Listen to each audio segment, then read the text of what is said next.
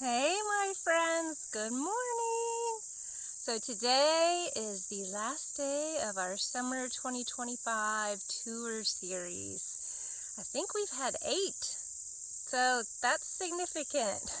Thanks for sticking with us. So for those of you that don't know, I am Jennifer with the Common Milkweed. We've been working on a rewilding project for 14 years. That's me and Steve Ross, my husband. It's been a wild ride, a magnificent ride, something that so far has turned out better than we ever dreamed. We knew it would work. We read about it, we heard about it, we see it in wildlands, but to actually have it happen on the property that you bought and that you worked so hard to put native plants back on is something that is remarkable, astonishing, humbling, joyful. It's all those things. Oh my gosh, I can't even tell you how very exciting it is.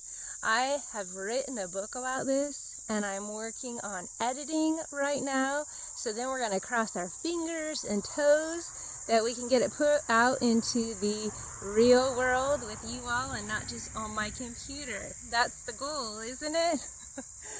Well, today we are going to take a walk through our old field. We're working on changing the name of it. I call it a thicket. We still call it the old field. We call it anything that comes to mind in the moment, really. But when we moved here, this land was mostly grown up grass, European grasses. And so at that time, it was filled with common wood nymph butterflies because they will use European grasses as a host plant. So it wasn't just a desolate area filled with nothing. There was still life there. A lot of skippers use grasses. It's really cool to observe, and that's something we would tell ourselves now, if we could go back then, is say, observe more, and we would still do tons of what we did because we were and are so excited about it. But also we wanted to restore the diversity, but also the diversity in certain areas came back strong on its own. So we're going to go see what's out there, and I hope we see a lot of really interesting things. This is a special place for us, so let's go take a look. All right, here we are at the entrance. And I want to point out something before we even cross over, and that is this sycamore. Look at that. That sweet tree was planted by us from seeds just a couple years ago. They are magnificent growers. I can't emphasize that enough to anybody working on this. Don't just plant slow-growing trees. Plant fast-growing trees as well. They are so good for the spirit, and they are so good for wildlife too. Now, I think that maybe that's our biggest one. Grown from a seed! I know anytime I come out here, I point this out to all of you, but it is just worth noting and honoring these individual plants that do so much without us doing hardly anything. So I'm crossing the bridge from a seasonal ephemeral stream. It's very dry right now, so there's no water in there. But when there is, let me turn around, you can see that the birds would just love this because they feel very safe and protected in there as they are getting water. And it's really a neat place for us to observe. Now, I'm still working on video skills because it's not really the thing that I do. So Steve tells me I'm still making him sick as I whip around and turn and twist, and it's just my nature. My gosh, y'all, it is my nature. So I'll probably work on this a bit more over time. I don't love doing it, but I think there's some really important things to show you. And when I have time, maybe in the winter, I'll spend some time with some video editors, and maybe I can clip in some pictures from old days, because I wasn't doing videos when we first started. So thanks for sticking with me on these simple formatted videos where I just walk along and we get to observe. But I'm sort of just taking you on a meditation walk, like what I do on my own and what Steve and I do together. It's really a sanctuary, these wild lands that are created or tended by our own hands. And then when you walk daily and get to see all the lives that are here, it makes you want to burst in a very positive way. As I was walking over here to start this, there were warblers in the thickets. And I'm just going to stand here for a moment, a brief moment, and tell you to look at Birdcast. That is a website online that uses radar to predict and then also follow along with migratory birds. It is fascinating, and then you get a good idea when to look around the property where you live or the property that's near you that might be the place where migratory birds are going to stop and refuel for the day because they had a long night flying. 2 nights ago there was a big flight around here. It had northwest winds and they were flying around 1,500 to 2,000 feet, going about 20 miles per hour south. I think the peak flight was around 2:50 a.m. and that is mind-boggling. I get just as excited, actually probably more excited every year the more I pay attention to it. And the more this land has become wild, the more birds that stop here, because there is more food, more resources, and that's what we want to be contributing to the world. We want this land to be seen as not just home for us, but home for diverse plants, diverse insects, diverse birds, and for it to be a type of soul-nourishing place, because nature isn't just somewhere else. It is here. It is everywhere. You can be in the biggest concrete jungle imaginable, and if you start looking, you will find insects and you will find plants, and then suddenly you might see birds. It is everywhere. Everywhere is valuable. Everywhere is shared. I showed this persimmon a few weeks ago, and look, it is really turning rosy.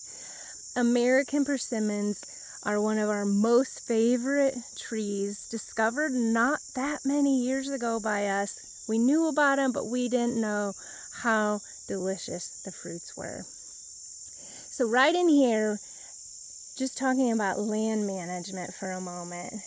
One thing that we did that I would say maybe don't do is plant big clumps of really tall plants right next to the path. You can see that we pushed them back. These are cup plants, and that's just because they often want to flop way out here, and we do like to have a spot to walk where we're not always pushing through the plants every day. Sometimes we like to get up close and personal, but sometimes we want to walk unobstructed. This is the season of goldenrods. And if you can believe it, many of the goldenrods that we are all seeing and that we believe are Canada goldenrods are not. They are tall goldenrods, and we learned this from Andrew Gibson. He's a wonderful botanist here in Ohio, and he has very good information on how to tell the difference. And one of the main things was just some underneath the leaf veins. And so if you turn them over and you see a lot of these other subtle veins, not the main ones, but they look like mud cracks, then you got tall. So there's some other distinguishing characteristics in inflorescence, the flower, and also galls that will use them. So just super fascinating. This one here is thin-leaved goldenrod, so also not Canada. and they are gorgeous. Oh, of course we didn't plant the goldenrods. The seeds blow around.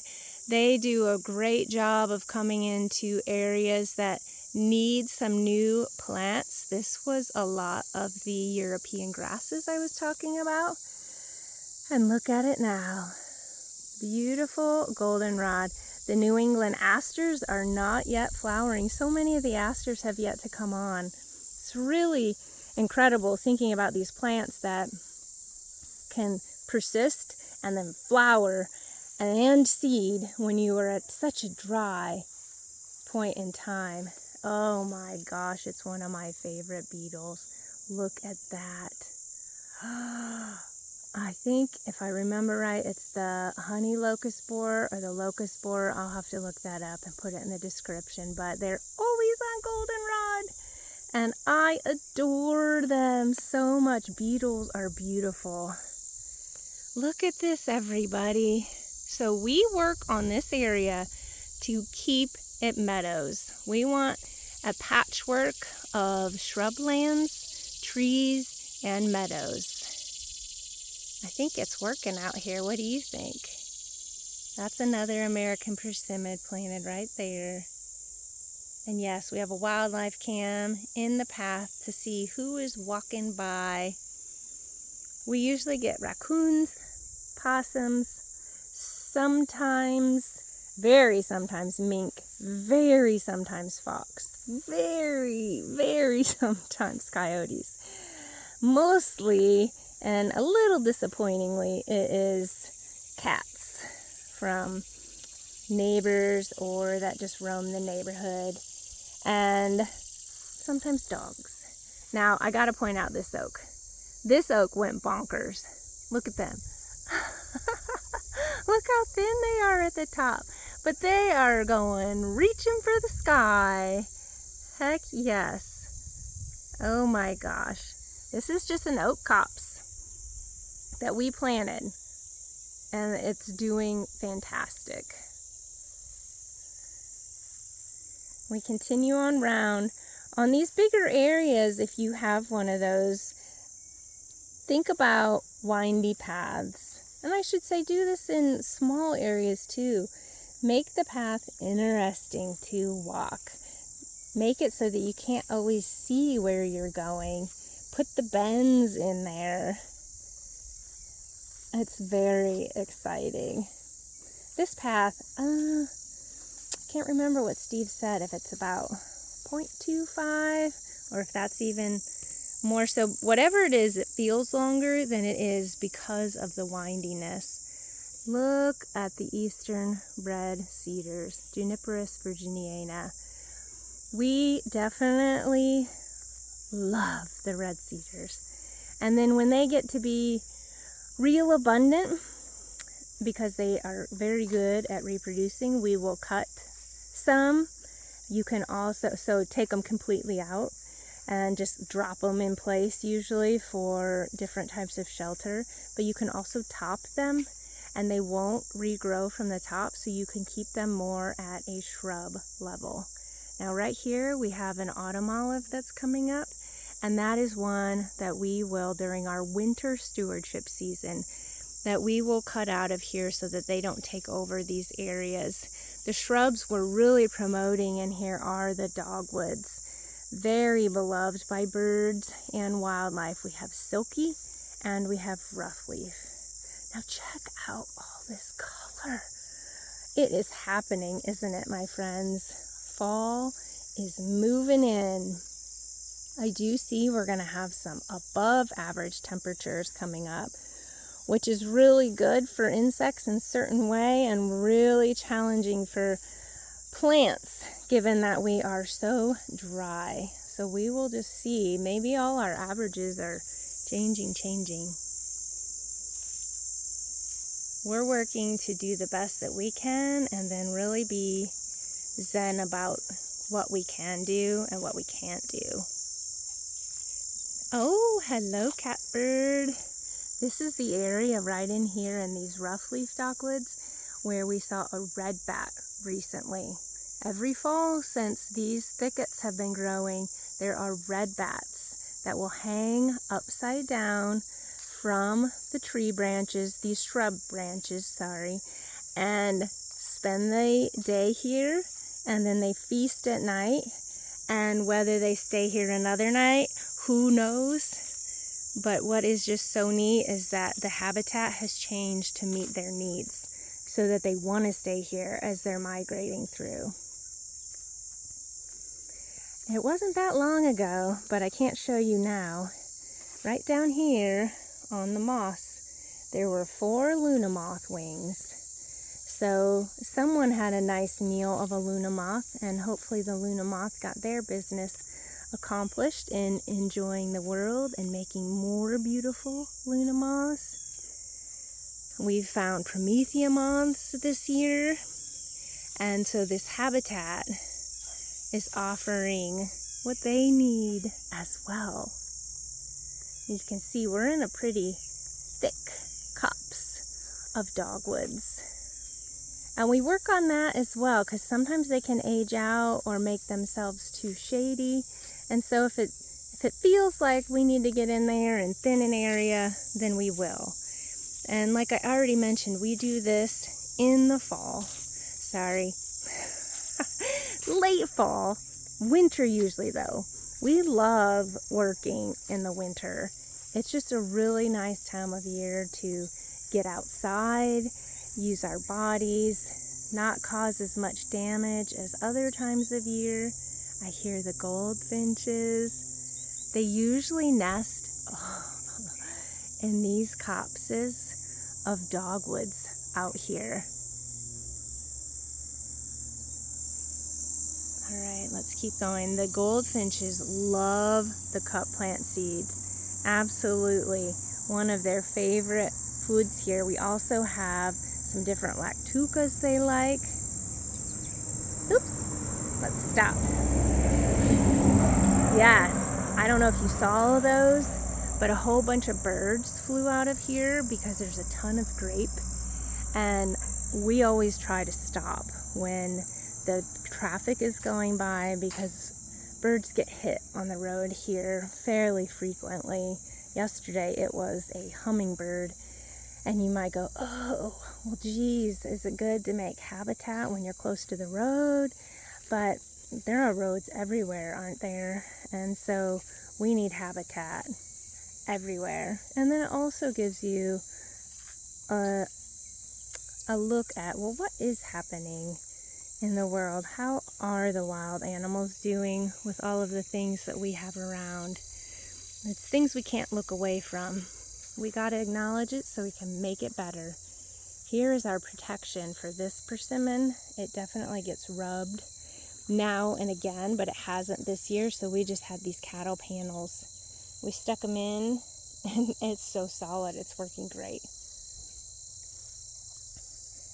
Now we're real close to the property line over here.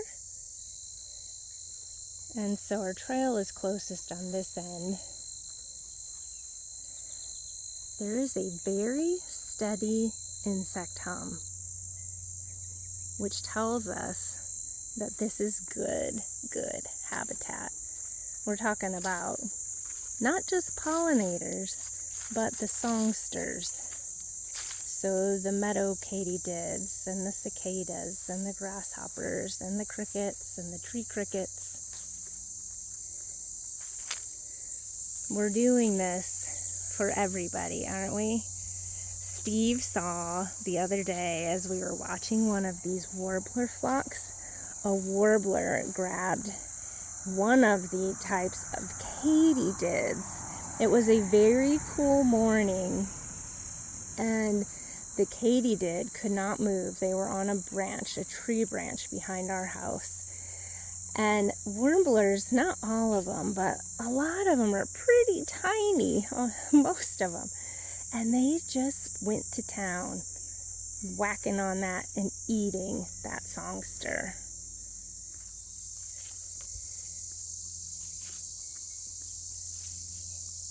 Oh, see, this is such an interesting area over here. This is our northwest corner of the property, and there are still a lot of non-native invasive plants in here. And as I walked up to this corner, a ton of birds flew around. I couldn't tell who they were, but it has always been a very popular corner. Look at this. This is a very persistent white oak. They've been knocked back so many times, and so we finally put a cage around them, or sometimes dense as doornails on what we need to do. But look, there's autumn olive. We have bush honeysuckle in here. So we just slowly work on this corner, really working hard to replace what we are taking out, because we see that it is a very popular area. And so we don't want to just go in there and clear it out, because then we'll just have big trees. And I think the reason that it is so popular is that mix. It is trees and shrubs. Thickets are just loved. And something to remember, and I know we're getting some glare, but I think we'll do all right, is that a lot of plants aren't going to just come back. We do have a lot that do, especially in the forb category, but you're going to get probably not as much diversity as if you plant some back or you really encourage others. But you don't get a ton of the shrubs, at least in the areas where we are, native shrubs, because there just isn't a seed bank for them. And so they need some help. And that's what we really work on doing, is looking what's there. Is it utilized? If so, how can we do it in the least disruptive way? We don't need to go in there like a bulldozer and take everything out immediately and then plant back other stuff, because it's me and Steve. We can work on a different time frame, and that is really nice for wildlife here. And I think all of us that are managing our own properties, we can all do that. Now I gotta turn around here and show you something. I'm gonna zoom in and then zoom back out and tell you what we are seeing.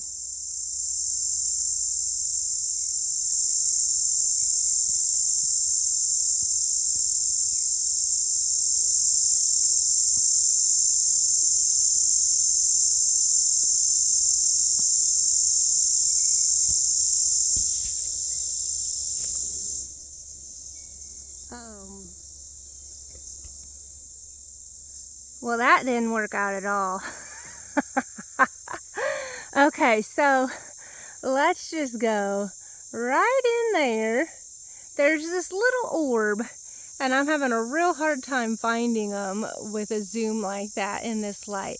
And so that little round orb is a cone. It's the seed pod for Taxodium distichum, or bald cypress, and it is the very first one. And so it's so exciting. And then you just gotta kind of say, like, good job, good job, good job, this is amazing. So they're a deciduous conifer. They're super gorgeous.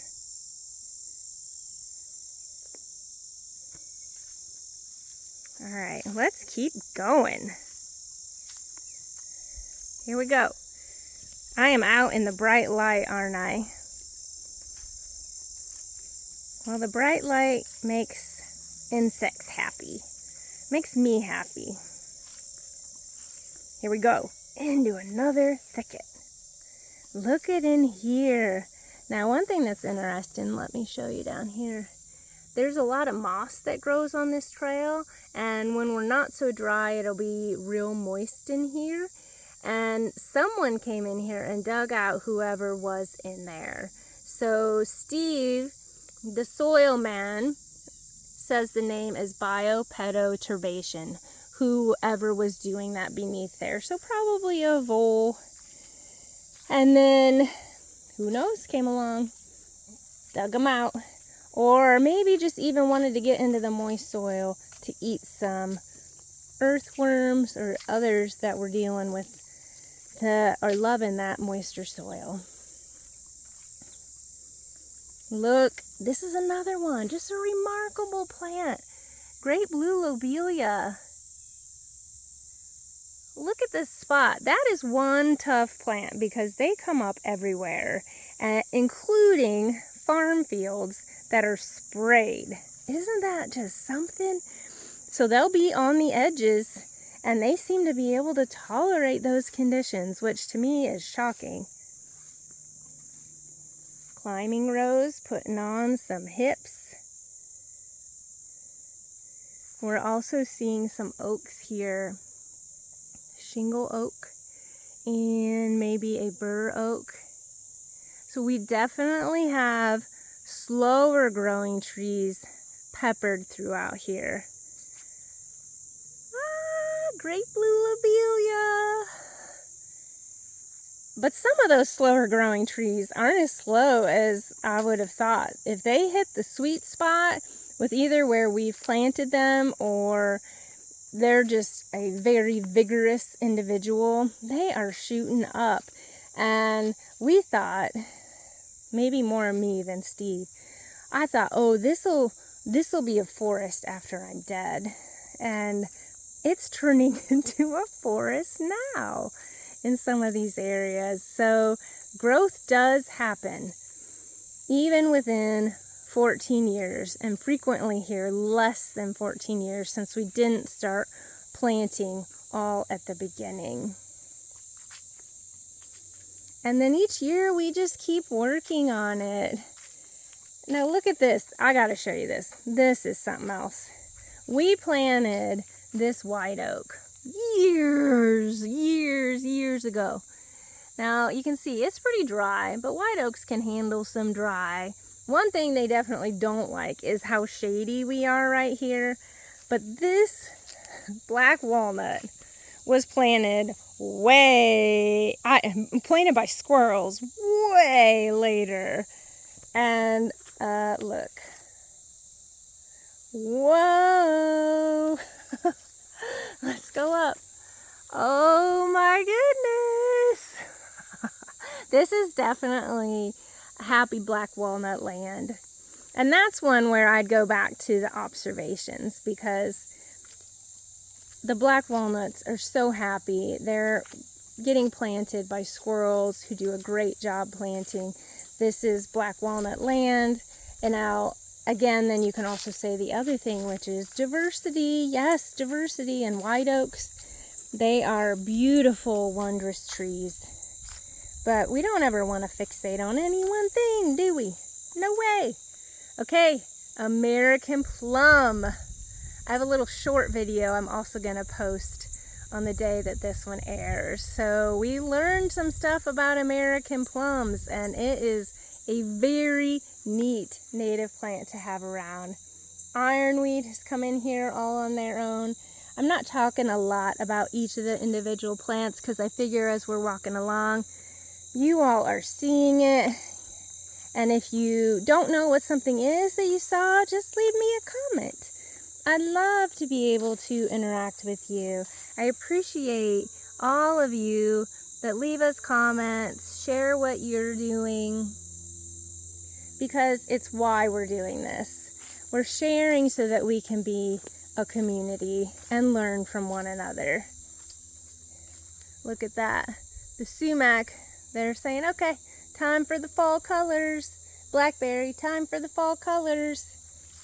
And even the poison ivy is saying, okay, it's time. It's toasty out. I'm gonna be done. Even some of the goldenrods are saying, phew, I could use a drink. Yes, I am anthropomorphizing. Whoops.